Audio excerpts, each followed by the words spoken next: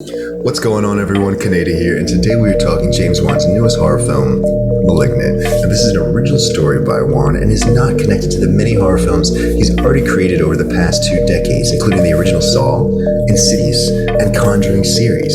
This is going to be a spoiler review, and if you enjoyed, please subscribe to the channel and like the video.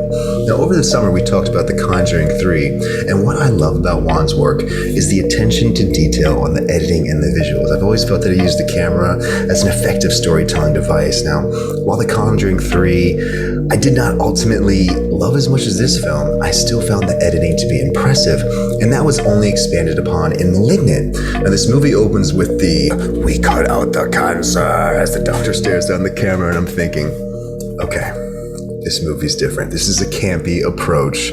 Let's see where this goes. And yet it finds a way to navigate humor, gore, and some gut-wrenching moments. And look, I'll be up front.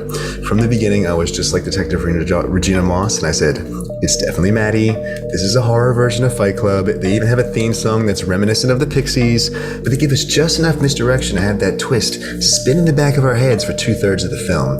And I think that misdirection comes from the visual effects, how Gabriel would take over Maddie's body and her world would slowly change. The first time we see it, Gabriel has kidnapped her mother, and that transition was so cool. I just loved it. And yeah, I would have loved this in the theater as well, but getting to watch it on HBO Max allowed me to rewind that scene 5 times in a row. And the details don't stop there. As you know, the devil's in the details. Maddie even calls Gabriel the devil. And how Gabriel moved, the reversing of the limbs, I thought that was a really cool, fresh take on a paranormal being. And this one, it has a physical body, and that's where my love for the film came in. In horror movies, we often find our protagonists unable to even convince the authorities that a ghost even exists, and here we have Detective Kyoka dropping to the ground like boom, boom, putting 2 holes into this thing, like then chasing it down a fire escape. It felt like we were watching Seven. I haven't seen that in a horror film. And yeah, it was after that scene I was convinced Maddie was Gabriel from the way that she slid under the wall. But at that point, we already reached the final act, and that's where this movie does not hold back. It had me breathless. When Maddie was in the prison cell and the inmate was just throwing other prisoners at her and she was knocking them off, it was cool. And then we go to the police station fight. And this is what I love. Right? When I think about my favorite horror movie of all time, it's Alien. And the sequel to that, Aliens, you get more action, less horror, but you understand the stakes because the aliens take out colonial marines in the beginning. And here we have Gabriel taking out the entire police force. They're even calling for the National Guard. And it's just as I'm on the edge of my seat thinking Gabriel's going to throw a chair out the window to escape, he launches it the other direction just to knock down the detectives. That highlights the balance of the humor, the action, and the horror in this film. Now, is this traditionally scary? No. But it did have me thoroughly entertained for an hour and a half. At the end of the day, I think James Wan's work on Fast and Furious and Aquaman has blended into this horror film well. Honestly, if doing the big budget films allows him to create more smaller horror movies, you know me, ring me up!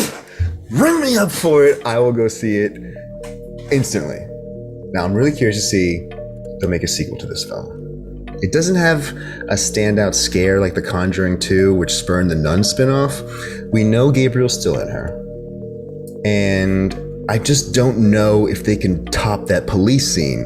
Like, are you going to have and then take out, an actual army? I don't think so. I think they would have to probably go back in time or something. But that's where I want to be with the movie.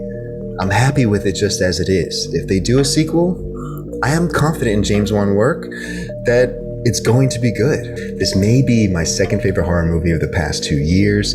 Number 1 is still The Invisible Man by James Wan's frequent co-collaborator Leigh Whannell. But I'm going to give this movie a solid 9 out of 10. Yeah, it has some flaws, but I loved it.